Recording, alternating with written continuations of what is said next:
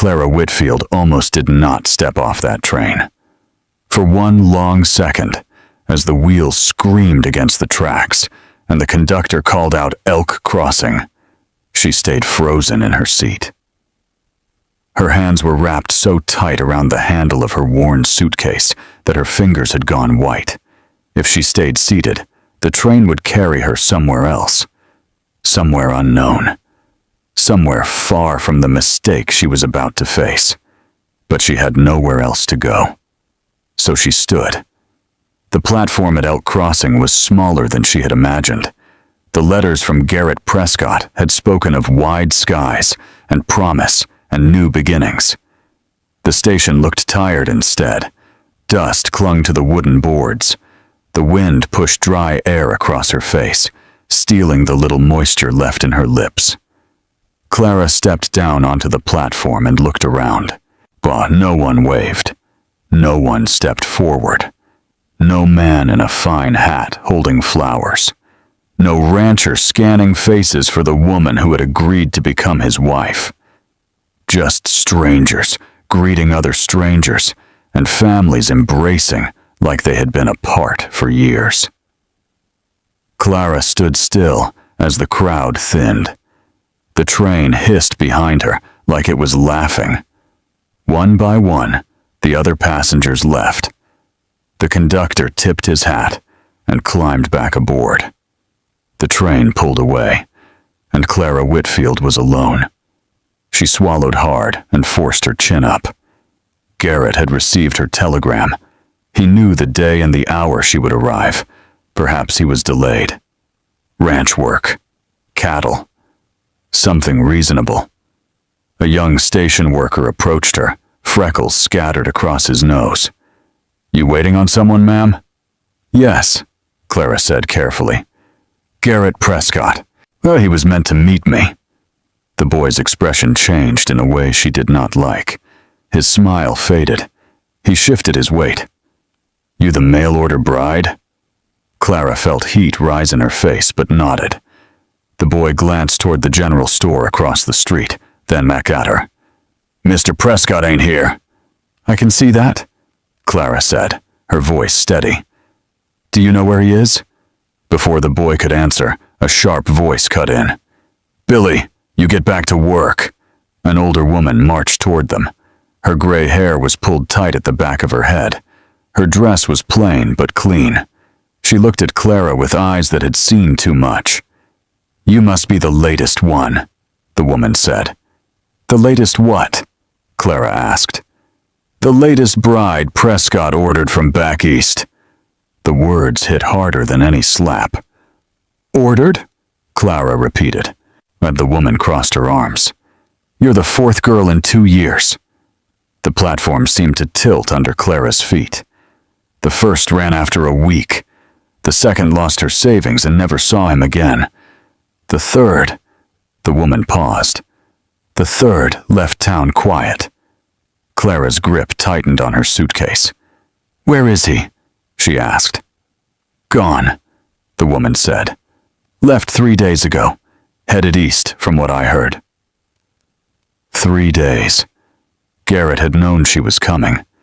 He had known, and he had left anyway. Clara did not cry. She had learned long ago that tears did not change anything. She had left Boston because there was nothing for her there.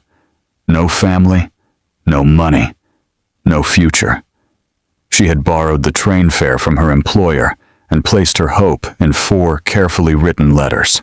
But now, she stood in Wyoming with $17 in her pocket and no husband. "Is there work in this town?" she asked. The older woman studied her. "That's your first question?" "Yes."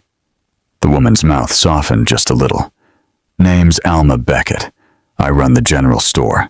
There ain't much work for a woman alone. Laundry pays pennies. The saloon pays worse." "I don't need comfort," Clara said. "I need a roof." Before Alma could answer, a sound cut through the air. "Mama!" It was sharp and desperate, and full of something that made Clara turn without thinking. A small boy was running straight toward her. He was thin and dusty, dark hair sticking out in every direction. His boots slapped against the wooden boards. Tears streaked his face, carving clean lines through the dirt. "Mama!"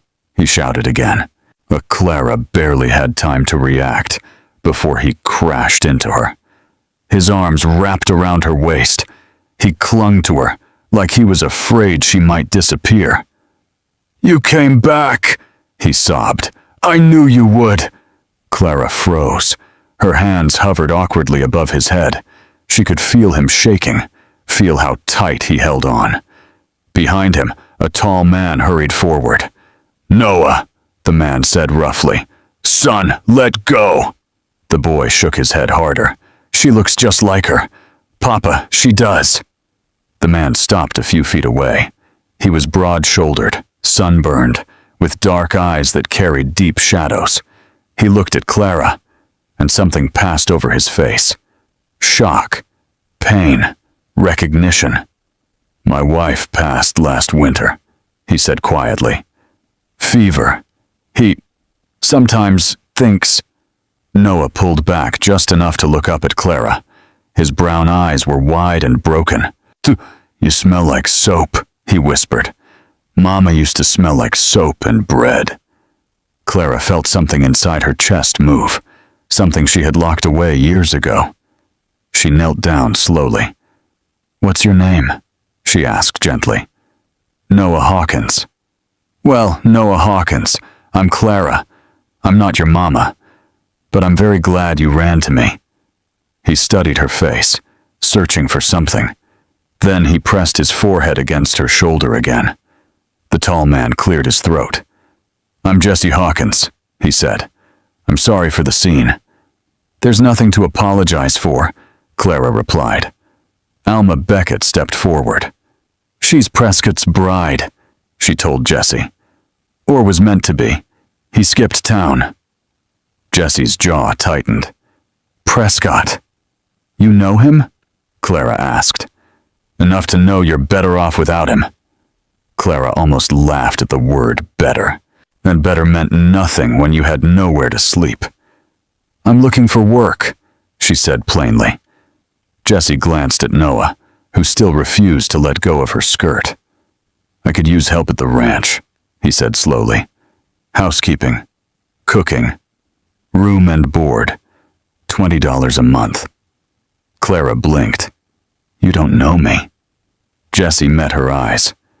"You knelt down and talked to my boy like he mattered. That tells me enough." Silence stretched between them. The train was long gone. The town had resumed its quiet rhythm. Wind moved dust across the platform. Noah looked up at her. "Don't leave," he whispered. Clara had left everything she ever knew. She had stepped onto a train with nothing but a broken suitcase and stubborn hope. Now, hope stood in front of her in the shape of a grieving man and a trembling child. "I'll come," she said. Noah smiled through tears. The wagon ride to the Hawkins ranch was long. The land stretched wide and empty under a pale sky.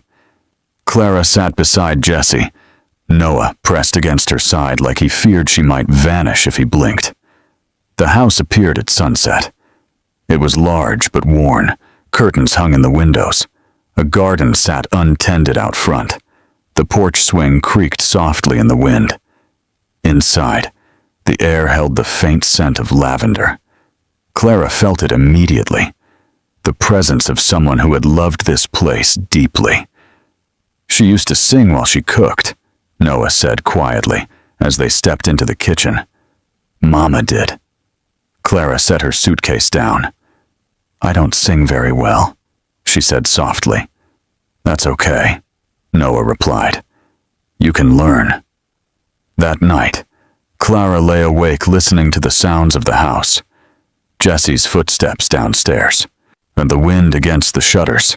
A small knock came at her door. She opened it to find Noah standing there, eyes wide. "Are you staying?" he asked. "For tonight," Clara said. "That's enough." He nodded and padded back down the hall. Clara closed the door and leaned against it. She had come to Wyoming to marry a stranger who had abandoned her. Instead, She had found a house full of grief, and a little boy who had called her Mama before she had even chosen to stay. She pressed her hand against her chest. For the first time since stepping off that train, she did not feel alone. She did not know what tomorrow would bring. She did not know if Prescott would return. She did not know if this arrangement would last a week or a year. But downstairs, a father tried to be strong for his son, and in the next room, a child slept easier because she was under the same roof. Clara Whitfield had almost given up on that platform. She had almost climbed back onto the train. If she had, she would have missed the moment that changed everything. The moment a 7-year-old boy ran across a dusty station and chose her. Mama. The first morning at the Hawkins ranch began before sunrise. Clara woke to the sound of boots moving across wooden floors and the faint clatter of a kettle in the kitchen. For a moment she forgot where she was. Then the smell reached her. Coffee. Strong and bitter. She sat up in the narrow bed and looked around the small guest room. The walls were plain. The curtains were faded. A thin layer of dust clung to the dresser. This had once been someone's room. Someone who no longer lived here. She dressed quickly and pinned her hair back. When she stepped into the kitchen, Jesse stood at the stove, staring down at a blackened pan like it had personally offended him. "You're up early," he said, without looking at her. "So are you." He gave a short breath that might have been a laugh. "Ranch don't wait." Clara stepped closer and examined the pan. Whatever he had tried to cook had burned beyond saving. "Is that breakfast?" she asked carefully. It was meant to be. Clara reached for the pan and set it aside. Move." Jesse blinked. "Excuse me? If I'm working here, I might as well start properly." She found flour in the cupboard, eggs in a small basket near the back door, butter wrapped in cloth. The kitchen was messy, but it had everything she needed. Within minutes, the sound of whisking and kneading replaced the quiet heaviness that had filled the room. Jesse leaned against the counter, arms crossed, watching her like he wasn't sure what to make of this woman who had arrived yesterday with nothing and was now moving through his kitchen as if she had always belonged there. "You don't have to prove anything," he said. "I'm not proving anything," Clara replied. "I'm hungry." He almost smiled. Noah burst into the room a few minutes later, hair wild, eyes wide. "You're still here," he said in open relief. I said I would be." He ran to the table and climbed into his chair. When Clara set a plate of warm biscuits in front of him, his mouth dropped open. "Real food," he whispered. Jesse sat slowly, staring at his own plate. He took one bite and paused. "These are good," he said quietly. "They're just biscuits." "They're not burned." Noah laughed, and the sound filled the kitchen in a way that made Clara's chest tighten. After breakfast, Jesse headed outside to tend to the cattle. Noah followed, but lingered near the door. "Can I show you Mama's flowers?" he asked Clara. She hesitated only a second. "I'd like that." The garden out front had once been carefully planned. Rows of wildflowers bordered the porch. Now weeds tangled between them. "She planted these," Noah said, kneeling in the dirt. "Every spring." Clara crouched beside him. She brushed soil away from a struggling bloom. "They just need care," she said softly. "Will you help me fix it?" "Yes." They worked side by side for an hour, pulling weeds, clearing space. Clara felt the sun warm her back and the wind tug at her skirt. For the first time in years, the work did not feel like survival. It felt like building. That afternoon, Jesse returned from the far pasture with a troubled look. "Prescott's back in town," he said without preamble. Clara stilled. "How do you know?" "Ran into Tom Whitaker near the eastern fence. He saw Prescott at the trading post yesterday, talking. About me? Jesse's jaw tightened. About the bride who ran off to live with a widower. Clara stood slowly. I didn't run. I know that. He left me. I know that too. Silence stretched between them. Noah looked from one to the other. Is it the bad man? Yes, Jesse answered. Noah's small hands clenched into fists. He can't take her. Jesse knelt in front of his son. No one's taking anyone. Clara forced her voice steady. He doesn't have that power. Jesse stood. He's got money. That buys him influence. I didn't take anything from him. That won't stop him from saying you did. The truth hung in the air. In a territory where reputation meant everything, a man with money could twist a story into whatever he wanted. What will he do? Clara asked. Jesse looked at the horizon like he could see the future written in the dust. He'll try to claim you. I'm not property. No, Jesse said firmly. You're not. That night, Clara lay awake again. The ranch had begun to feel less like a temporary refuge and more like something fragile and important. She heard footsteps outside her door, a soft knock. Clara? Noah whispered. She opened the door. I had a dream, he said, eyes wide. The bad man took you. She knelt and pulled him close. I'm not going anywhere, she said. You promise? Clara hesitated. She had learned long ago that promises were dangerous things, but she looked at this boy who had lost his mother and still ran toward hope. I promise I won't disappear, she said carefully. If I ever leave, I'll tell you first. He thought about it, then nodded. That's enough. The next morning, the sound of horses broke the quiet before breakfast. Clara froze at the kitchen window. 5 riders approached from the east. Jesse stepped onto the porch, eyes dark.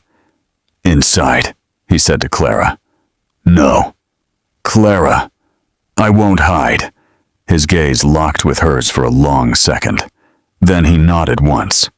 Stay behind me. The riders stopped in the yard. Garrett Prescott dismounted first. He looked exactly as she remembered from his photograph. Clean coat, polished boots, a smile that never reached his eyes. Well, he called smoothly. There she is. Clara felt her stomach turn, but forced herself to step forward beside Jesse. You didn't meet me at the station, she said clearly. Prescott spread his hands. Business delay. You left 3 days before I arrived. Miscommunication. You abandoned me. He smiled thinly. You're dramatic. Jesse's hand curled at his side. State your business, he said coldly. What's my business is my bride. I'm not your bride, Clara said. You signed an agreement. I signed a letter. You broke it. Prescott's eyes hardened. You traveled here under my name. You belong to me. I belong to no one. A murmur passed between the men behind him. Prescott took a step forward. Come now, Clara. Don't make this unpleasant. It already is. Jesse shifted slightly, placing himself fully between them. She's not going with you. Prescott's smile vanished. I have witnesses. I have papers. You're harboring what is legally mine. The word mine hung heavy in the air. Clara stepped around Jesse. I'm standing right here, she said. You don't speak about me like I'm livestock. Prescott's jaw tightened. You have no money, no family, no protection. Clara met his gaze without flinching. I have more than you think. Prescott laughed, but it sounded forced. We'll see. He signaled to one of his men, who produced folded documents. Sheriff will hear about this, Prescott continued. And when he does, you'll come quietly, or you'll come escorted. Noah stepped out onto the porch. "She's not yours," he shouted. Jesse grabbed him gently and pulled him back. "Inside, son." Prescott mounted his horse again. "This isn't finished," he said. Then he turned and rode off, his men following close behind. Dust settled slowly over the yard. Clara felt her legs weaken only after they were gone. "He'll come back," Jesse said quietly. "I know. He'll try to use the law. I didn't do anything wrong. Doesn't matter. He'll twist it." Noah slipped his hand into Clara's. "I won't let him take you," he said fiercely. Clara looked down at him. Something had changed in the last 2 days. She had arrived with nothing. Now she had something to lose. She had a boy who watched her like she was the answer to a prayer. She had a man who stood in front of her without hesitation. She felt fear, yes, but beneath it, something stronger. Resolve. "I'm not running," she said. Jesse looked at her. "Good," he replied, "because neither am I." Prescott did not wait long. 2 mornings later, the sheriff rode up the long dirt path to the Hawkins ranch with a folded paper in his hand and a troubled look on his face. Clara saw him first. Jesse was mending a fence post. Noah was feeding the chickens. The sky was wide and blue and calm, like nothing bad could ever happen under it. But Clara knew better. She wiped her hands on her apron and walked toward the yard. Sheriff Wade Coulter dismounted slowly. "Morning," he said. "Sheriff," Jesse replied. Coulter's eyes moved to Clara, not unkind, just careful. "Miss Whitfield," he began. "Garrett Prescott filed a complaint." Clara kept her back straight. "On what grounds?" "He claims breach of contract and fraud, says he paid your travel fare and that you refused to fulfill the marriage agreement." A flicker of anger rose in Clara's chest. "I borrowed the money myself." "I have proof." Coulter nodded. "You'll need it." Noah ran up and grabbed Clara's skirt. "What's happening?" he asked. Jesse placed a hand on his son's shoulder. "It's grown-up talk." Clara looked at the sheriff. "What happens now?" "There'll be a hearing," Coulter said. "In town. Judge Harrison will preside." "And if the judge believes him?" Coulter hesitated. "Then legally, you could be required to honor the contract or repay damages." Clara felt the ground shift beneath her again. "I don't have damages to repay." "I know." The sheriff looked at Jesse. "You planning to stand with her?" Jesse did not hesitate. "Every step." Coulter nodded once. "Then I suggest you both prepare." That night, the ranch felt heavier. Clara sat at the kitchen table with the letters Prescott had sent her spread in front of her. 4 carefully written promises, flowery words about kindness and partnership, lies wrapped in ink. Jesse leaned against the doorway. "You still have them?" he asked quietly. "Yes." "Good." Noah wandered in with a drawing in his hands. It was simple. 3 stick figures holding hands in front of a house. 1 tall, 1 medium, 1 small. "Who's that?" Clara asked gently. "That's Papa," Noah said, pointing to the tall one. "That's you, and that's me." Clara's throat tightened. "You drew me here?" "You live here," she swallowed. "Even if the judge says I can't?" Noah looked confused. "Why would he say that?" "Because sometimes grown-ups make mistakes." Noah thought about it. "Then we fix it." Clara smiled faintly. If only it were that simple. The hearing took place 3 days later. The courthouse was small but packed. Word had spread quickly through Elk Crossing. Some people came out of curiosity. Others came because they knew Prescott too well. Clara sat beside Jesse. Noah sat in the front row between Mrs. Beckett and the preacher's wife. Prescott entered wearing a dark coat and a confident smile. He did not look at Clara at first. When he did, he gave her a small nod, as if this were merely a misunderstanding. The judge called the room to order. Prescott's lawyer spoke first. He described Clara as a woman who had willingly signed a marriage contract and then chosen to live with another man. He painted her as ungrateful, dishonest, manipulative. Clara listened without flinching. When it was her turn, she stood. "I signed a letter," she said clearly. "I agreed to marry a man who promised to meet me at the station. He did not. He left town 3 days before I arrived. I was abandoned with no money and no place to go." Murmurs filled the room. "I borrowed my travel fare from my employer in Boston. I have her letter confirming the loan." She handed the proof to the bailiff. Prescott's lawyer objected. The judge examined the paper. "Mr. Prescott," Judge Harrison said, "do you have evidence that you paid this woman's fare?" Prescott shifted. "My word should be enough." The judge's expression hardened. "It is not." Mrs. Beckett stood from the gallery. "Your Honor, I have something to add." The judge allowed it. Mrs. Beckett described the other women who had arrived before Clara. She spoke of whispered stories, missing money, bruises no one wanted to talk about. But the courtroom grew very quiet. Prescott's confident smile began to crack. Jessie was called to the stand next. "Did Miss Whitfield seek you out?" the judge asked. "No," Jessie said. "My boy ran to her." A faint ripple of laughter passed through the room. "She was alone on the platform," Jessie continued. "Prescott wasn't there. She asked for work. I offered it. That's all." Prescott finally stood. "She is my fiancée," he insisted. "She belongs with me."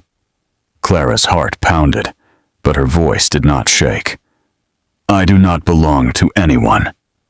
The judge leaned back in his chair.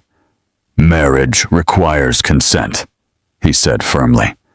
"A contract cannot bind someone who was abandoned before the arrangement was fulfilled." He looked directly at Prescott. "This court finds no legal obligation forcing Miss Whitfield to marry you. That the complaint is dismissed." The gavel struck. A collective breath released in the room. Noah jumped to his feet. "She stays!" he shouted. The room erupted in quiet laughter and relieved whispers. Prescott's face turned red. "This isn't over," he muttered.